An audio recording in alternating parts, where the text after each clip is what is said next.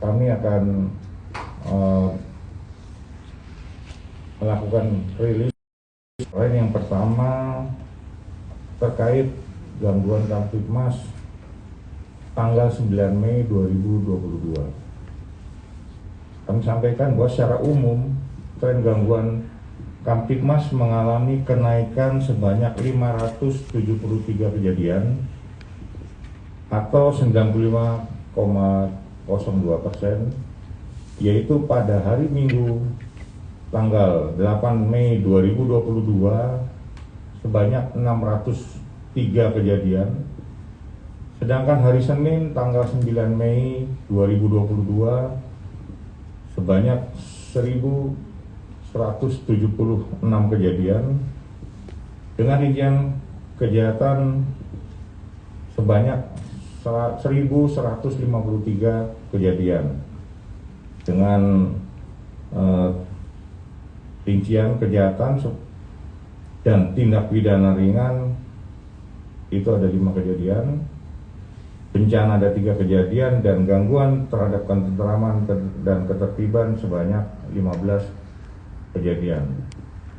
Kemudian untuk tren kejahatan secara kuantitas mengalami kenaikan sebanyak 560 kasus atau 94,44%.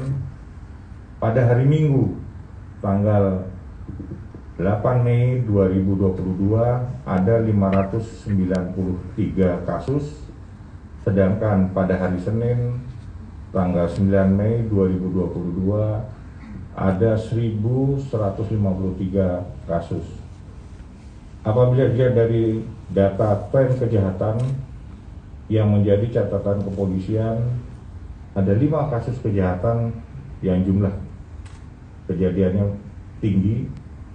Yang pertama adalah pencurian dengan pemberatan sebanyak 1.000 kasus, 100 kasus. Narkotika sebanyak 44 kasus, kemudian curanmor roda 2 sebanyak 43 kasus, kemudian penganiayaan berat sebanyak 13 kasus, pencurian dengan kekerasan dan kejahatan dunia maya atau cybercrime atau ITE masing-masing sebanyak 9 kasus. Sedangkan terkait dengan data laka lantas, jumlah kecelakaan yang terjadi ada 4 kejadian, dengan rincian korban meninggal dunia 2 orang dan korban luka ringan ada 1 orang. Adapun kerugian materi sebanyak Rp3.600.000. Sedangkan untuk jumlah pelanggaran lalu lintas ada 6 kejadian dengan penindakan tilang 92 kejadian. Kemudian dapat kami sampaikan update perkembangan penanganan kasus platform Binomo. Perlu sampaikan laporan penanganan pada hari Selasa tanggal 10 Mei 2022 berdasarkan laporan polisi nomor LPB 00582 Romawi 2022 SPKT Baris Krim Polri tanggal 3 Februari 2022 terkait dugaan tindak pidana binary option, trading binomo, dan atau penyebaran berita bohong atau hoax melalui media elektronik, dan atau penipuan atau perbuatan curang, dan atau tindak pidana pencucian uang. Tindakan yang sudah dilakukan, yang pertama adalah telah dilakukan pemeriksaan saksi sebanyak 78 orang dan saksi ahli sebanyak 4 orang. Total kerugian dari 118 korban sebanyak 72.139 juta.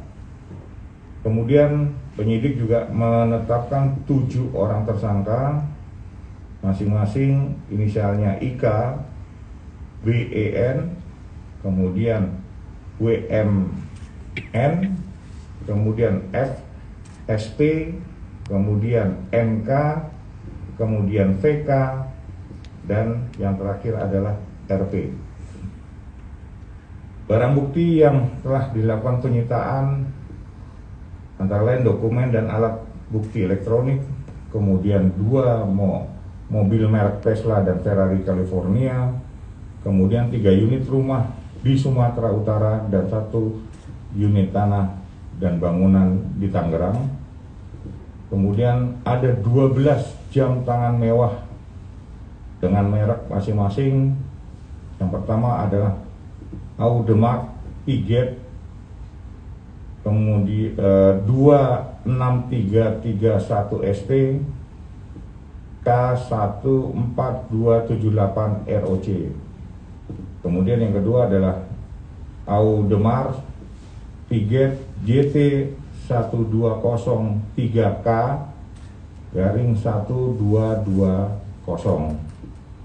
Kemudian ada jam tangan merek Richard Mille RM 03502738. Kemudian yang keempat ada jam tangan juga mereknya Richard Mille RM 055766.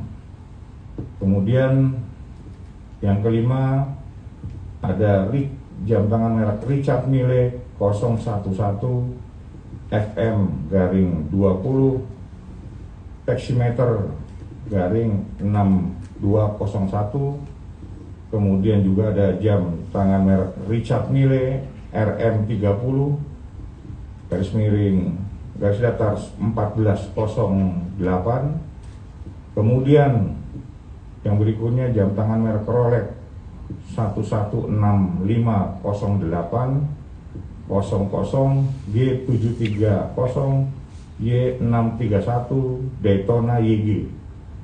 Kemudian jam tangan merek Rolex Oyster Perpetual DW 4310 AD 035.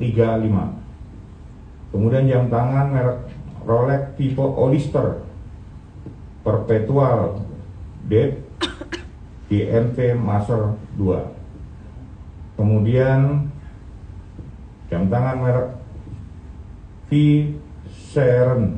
Viseron Konstantin Geneve 5200 53 5515388. Jam tangan merek Patek Philippe 5726 1A 001 72007752. Kemudian satu buah jam tangan merek Tag Heuer tipe Aqua Racer kaliber 7.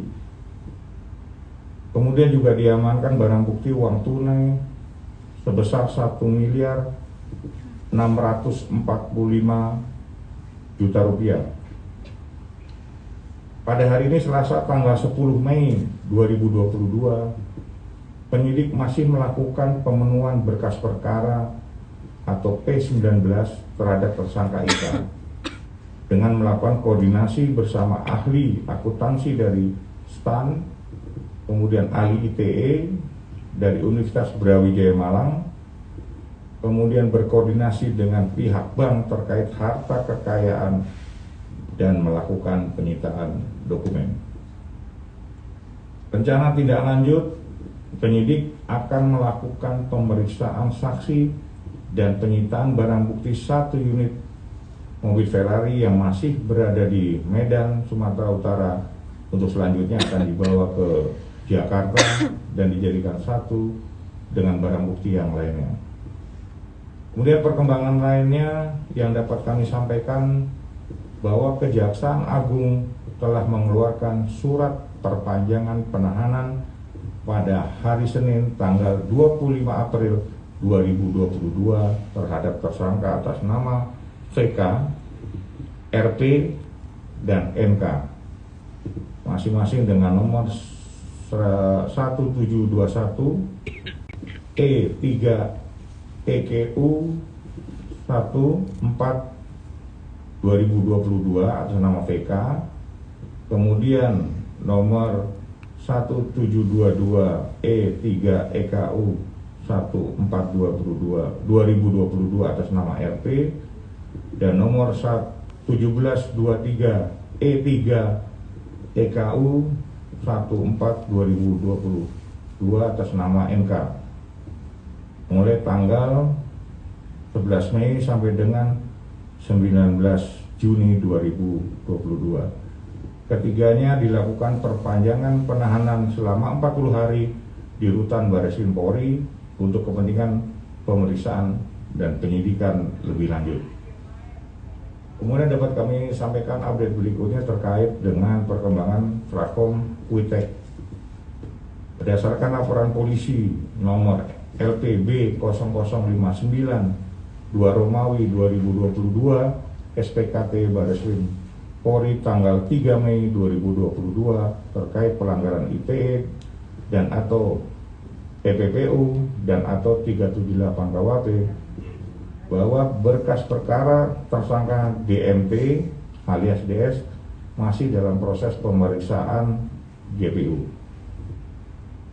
Kemudian kami sampaikan update berikutnya yang terakhir adalah terkait lomba kreasi setapak perubahan dan kegiatan Festival Musik Bayangkara 2022 Piala Kapolri. Sampai saat ini peserta sudah mendaftar kurang lebih ada 210 peserta dari seluruh Polda dan jajaran. Terkait dengan pendaftaran tersebut masih dibuka sampai dengan tanggal 14 Mei 2022. Bagi para musisi jalanan yang memiliki karakter musik khas yang akan mendaftar dapat melakukan pendaftaran melalui website www.tribratanews.polri.go.id. Demikian yang dapat kami sampaikan update untuk hari ini. Terima kasih. Wassalamualaikum warahmatullahi wabarakatuh. Om Santi Santi Santi Om.